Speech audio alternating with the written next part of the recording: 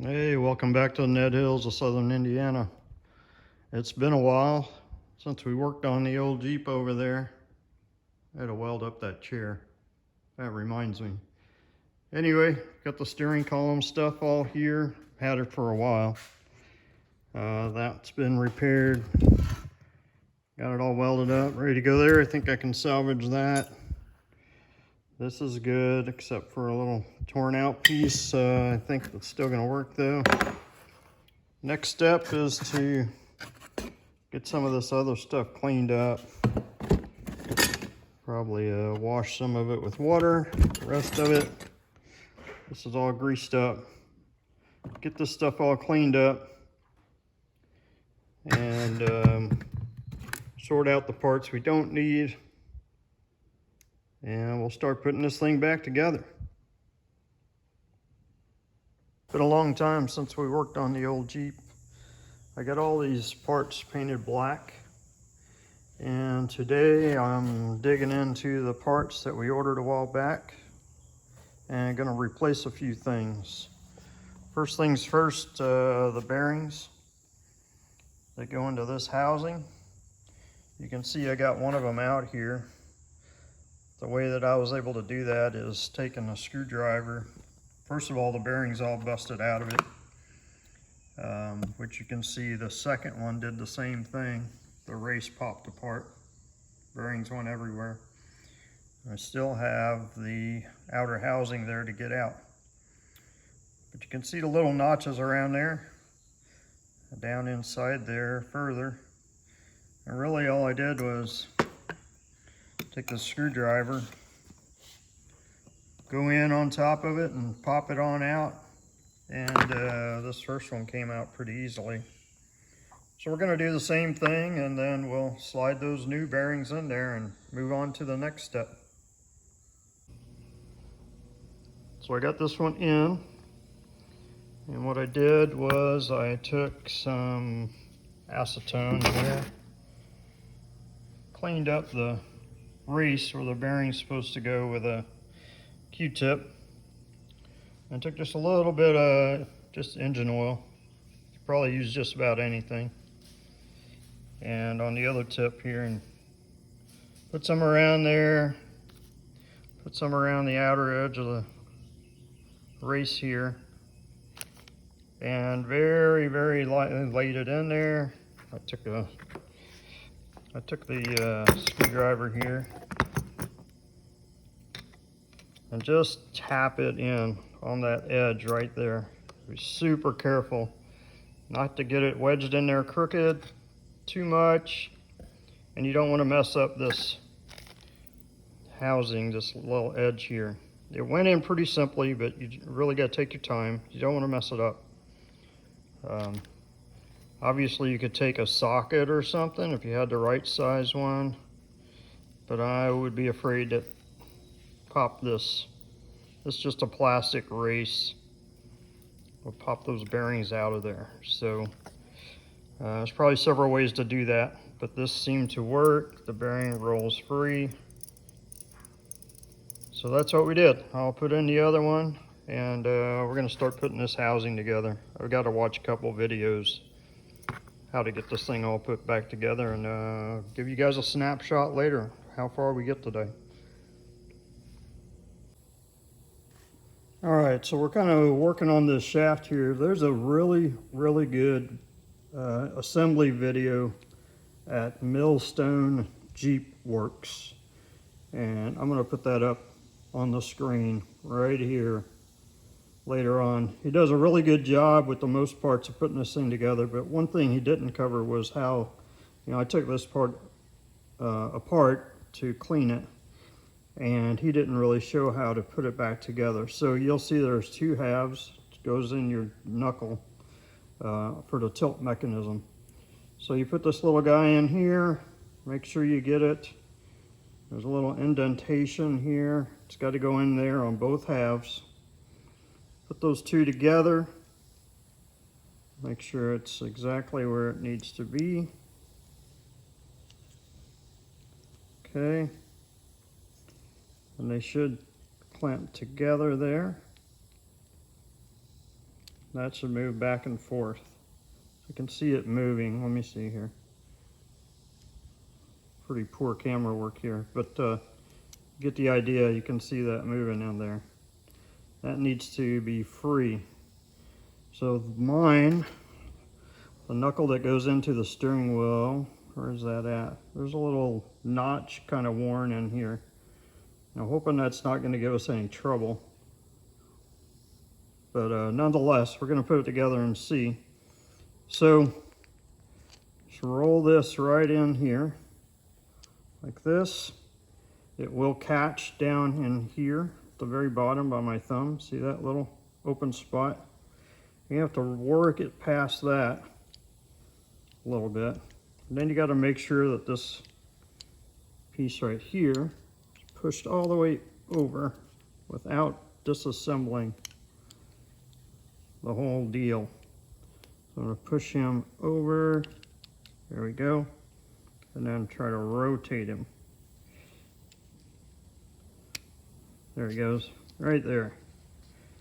So now, we got this part together, and you can see the little piece right here. So what I'm going to do is I'm going to do my best to show you guys how I put it on here.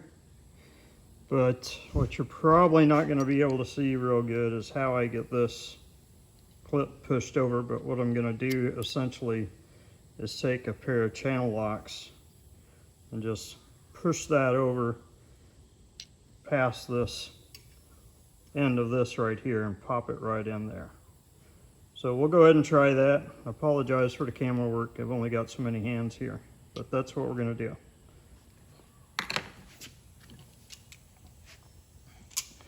All right, we got to pop him down in there like that. Get it into the groove. I'm going to roll him up, push it in.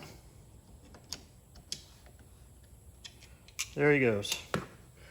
All right, so now we've got the knuckle back together for the tilt. It's rotating both ways, and I'm going to add grease to it. Now that I've got it put together and rotated around, should be able to get enough grease in there. I didn't want to put it on beforehand because just trying to hold all that, all greasy and slippery, it's not going to cooperate. All right, off to the next part.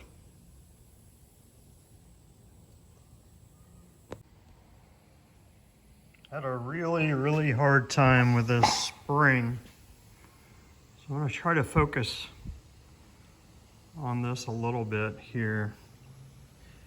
You can see where the end, it's got a little hook right there that goes on that there's a rod that goes back through there. You got to fish that little hook in there first. And then the little tab goes into this groove on this cam. And then you bring it up here and you put the screw in there. Now the kit that I had, the spring was routed incorrectly. This little long tab right here was actually went through the middle of this spring for some reason. And when it was activating, it was pulling it out of this groove down here. So I'm reusing the old one because the other one just would not work. I guess a manufacturing defect or something like that. So this is what it should look like as far as I know. I should have taken a picture of that or something during disassembly. That would have been a smarter thing to do. The other thing to do is a little confusing is how do you get this metal huya in there. You see on the very bottom there by my thumb, there's like a U-shaped groove there. That goes in and goes over the top of this portion right here. And then up top here, you have that little clip looking deal up here. Get some white behind there. That little clip right there. This part right here is going to go right onto this. So in theory, Let me see if I can do this. Drop it right in here. There we go. And then push it up to where it latches up here so you can see it. Down inside there. Whoop. Down inside there, it just went over that little area right there.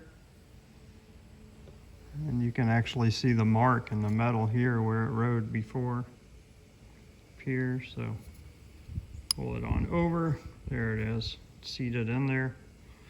I believe that's how that goes.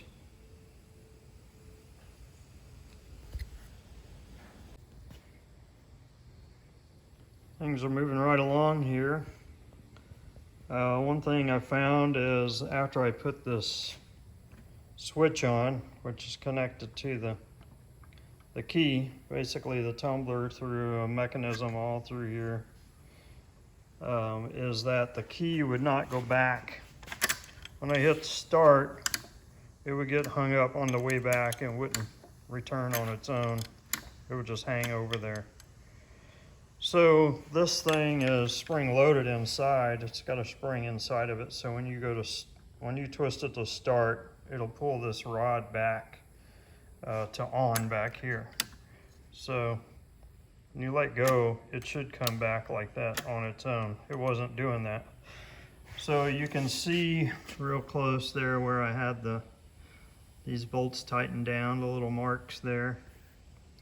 So I basically adjusted it all the way over that way to get the most spring tension I could out of it. And it seems to be working fine. So when I let go of it, it goes to on. Then I'll roll it back. Then you hit the little lever over here to release it to go to off on the side there, and the lines line up there to lock it. The little lock pin's coming out. And then I think on these you go back, yeah, to accessory. So everything appears to be working right there. I've been following along the other video that I mentioned before, and this was an issue that he had. And I also just took regular oil and I just worked the tumbler with it. It looked really dry in there, so that's another thing I did, was I worked the tumbler. But even after I did that, it was still hanging up. So I went ahead and adjusted that switch. Anyway, that's what worked to help fix that, and I think it'll wear in a little bit and be even better. All right, we got everything put back together out here. Used my homemade puller thing, but frankly, I'd strongly recommend getting the right one if you have it available or can get it from a parts store. Everything's nice and solid there. Can turn the signals on, and they'll kick off the way they're supposed to. The tilt works. The ignition's working the way it's supposed to.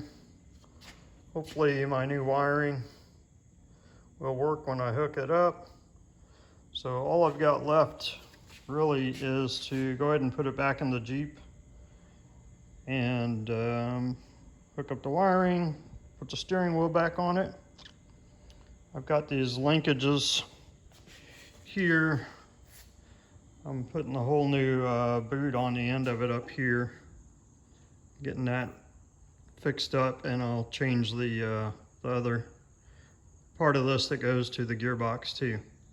So trying to tighten up the entire steering system.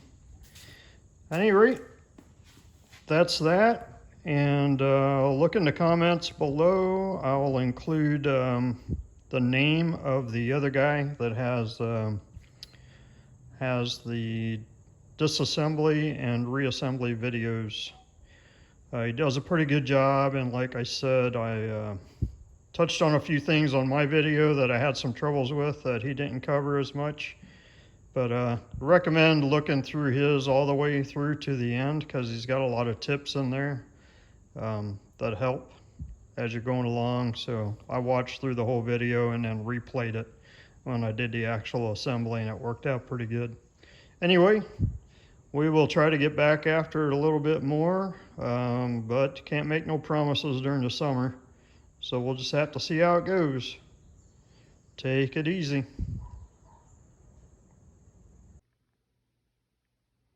Hey everyone, it's been several months, early spring since I shot those videos that were before this one, putting the steering column together, but I've gotten a few questions about parts. So these are the parts I bought. The little plastic shroud that goes on the steering column came from these guys, Pro Steering Columns. There's your part number right there. Also work for the GMs. They're all the same column. Very minimal differences. I think they're just pretty much the same thing through and through. These are all Crown part numbers, everything I replaced inside of it. And these at the time were bought from Morris, I think. Morris Off-Road. So these prices, as you can see by the date on there, pretty old. I don't know if they still cost the same, but I'm going to go slowly down through here. If you guys want to screenshot the video or write these down, go for it. This is everything I could find that would go inside the steering column that I could replace. The rest of it, you will have to use what's in there. This one right here does not come with the pin or the spring. You'll have to take that out of your old one. You'll know when you look up that part number and take a look at the picture, you'll know what I'm talking about. And then there was, I don't remember which part number it was. The other tip that I'll throw at you is there's a weird funky looking spring that goes and twists in every single different directions, and it came as part of one of these assemblies. I don't remember which one. But take a good hard look at that spring, because the one I got was bent and twisted improperly, so I couldn't use it. I tried and tried and tried. It wouldn't go in right, and then I looked at it and figured out that it's not even bent properly. So there you go. It cost me about $200, plus the shroud was about $60 to rebuild mine. So those are the part numbers. I guess I'm just a little too lazy to type them in, and I don't do the affiliate stuff, so you know what I know there, and good luck with yours.